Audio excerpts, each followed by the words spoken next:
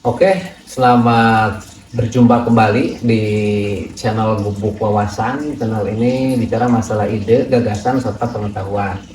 Dan seperti biasa, kali ini kita masih tetap dalam pembahasan lanjutan, yaitu bicara masalah keadilan restoratif ya. Keadilan restoratif berdasarkan KUHP 2025.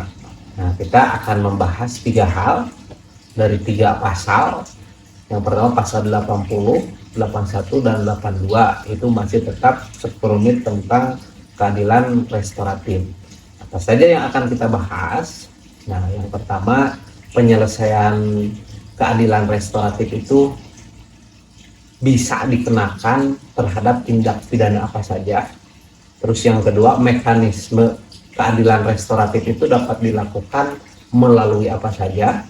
Dan yang ketiga itu tindak pidana yang tidak bisa dikenakan RJ ataupun keadilan restoratif itu apa saja.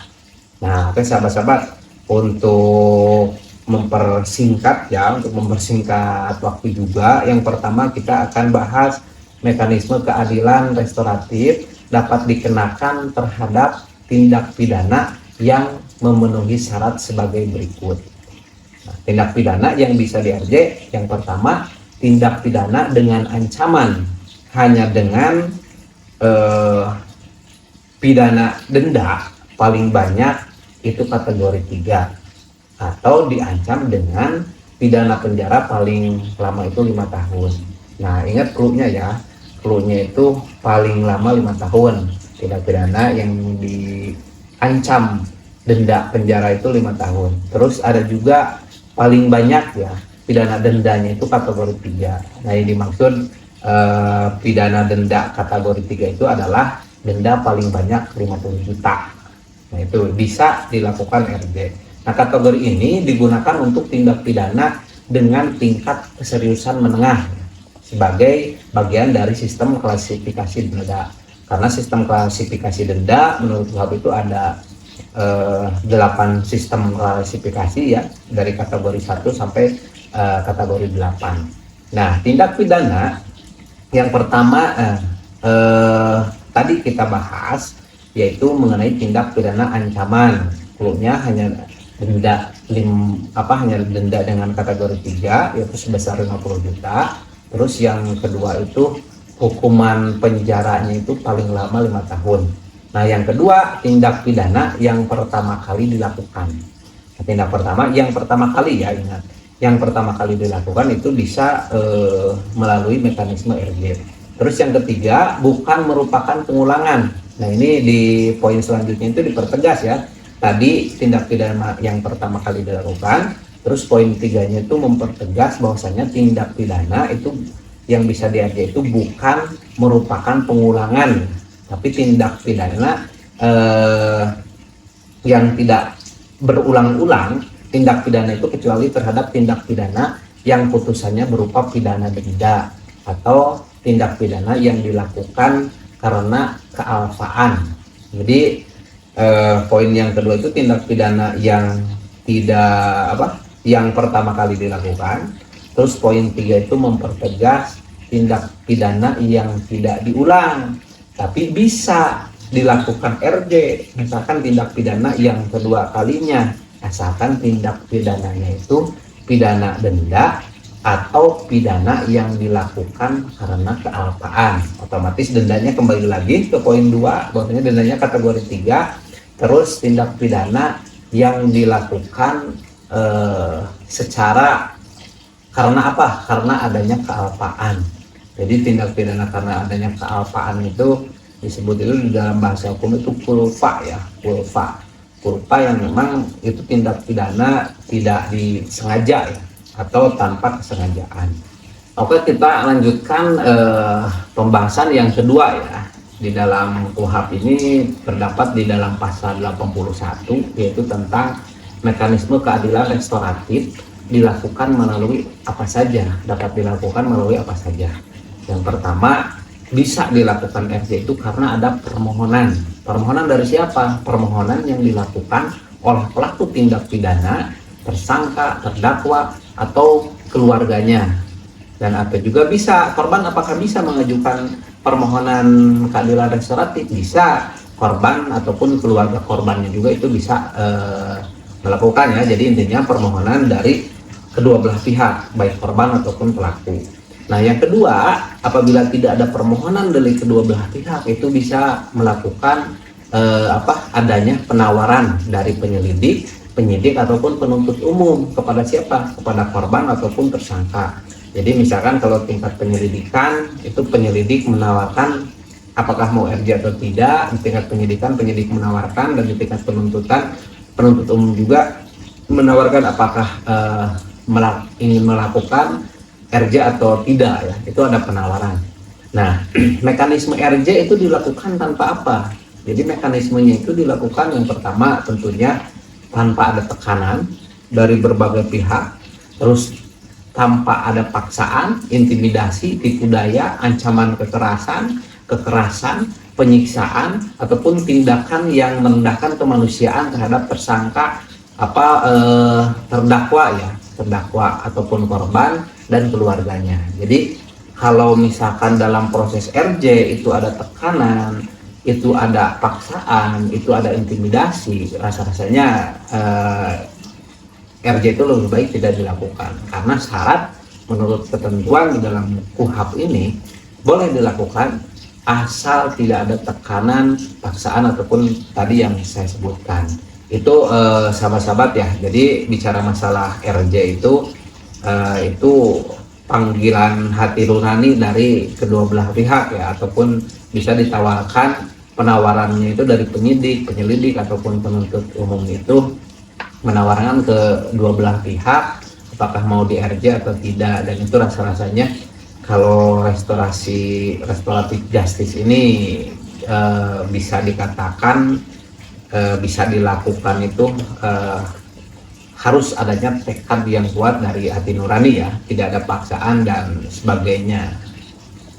Nah, yang ketiga kita akan membahas masih tentang mekanisme restoratif justice ya, itu terdapat di pasal 82. Jadi tindak pidana yang tidak bisa dilakukan RJ itu apa saja? Tindak pidana yang tidak bisa dilakukan keadilan restoratif.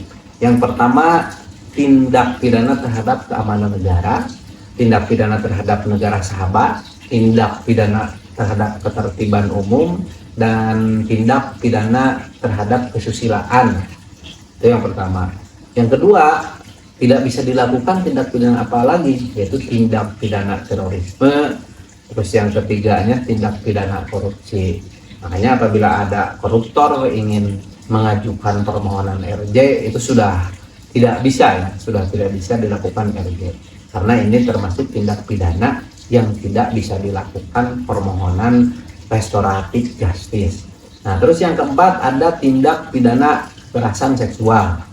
Terus yang kelima, tindak pidana yang diancam dengan denda penjara 5 tahun lebih. Nah, tadi kan cluenya, makanya kata saya juga cluenya yang bisa di RJ itu paling lama 5 tahun. Nah, di sini tindak pidana yang tidak bisa dilakukan RJ itu lebih dari 5 tahun. Kecuali apa? Bisa dikecualikan lebih dari 5 tahun juga, kecuali tindak pidananya itu karena kealpaan. Yang tadi saya bahas, kealpaan itu dalam bahasa hukum itu ya culpa, jadi tidak disengaja. Contohnya apa? Contohnya misalkan kecelakaan lalu lintas yang memang tidak disengaja pada akhirnya merenggut nyawa orang ya, itu bisa dilakukan RJ karena tindak pidana berdasarkan kealpaan ya, diakibatkan oleh kealpaan.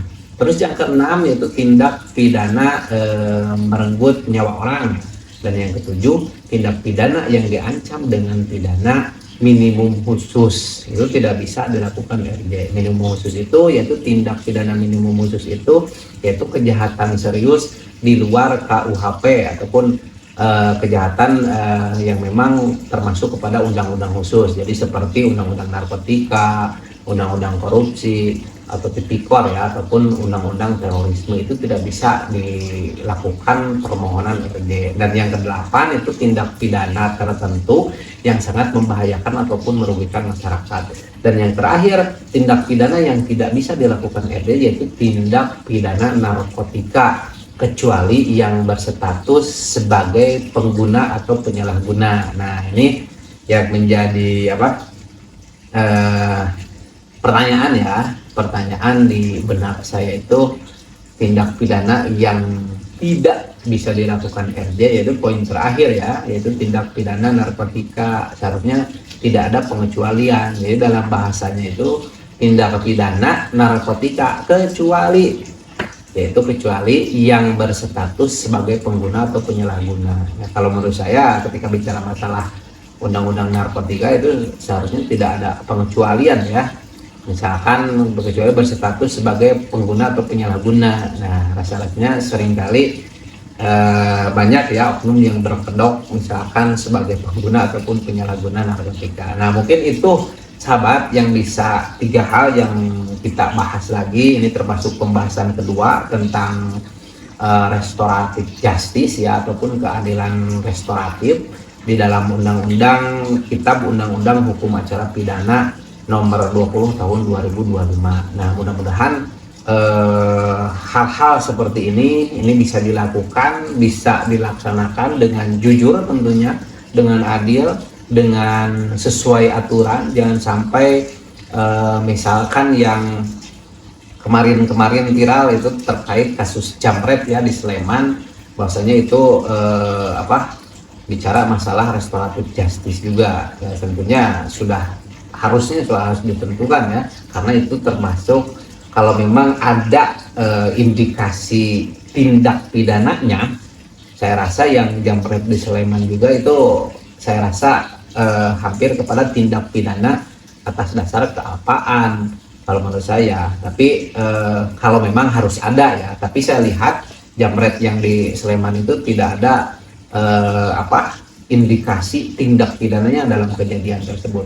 Nah, makanya sahabat-sahabat, untuk lebih memahami literasi, untuk lebih memahami, memperkuat wacana kita tidak boleh luput dari hal-hal yang memang dirasa itu bisa menunjang terhadap literasi kita.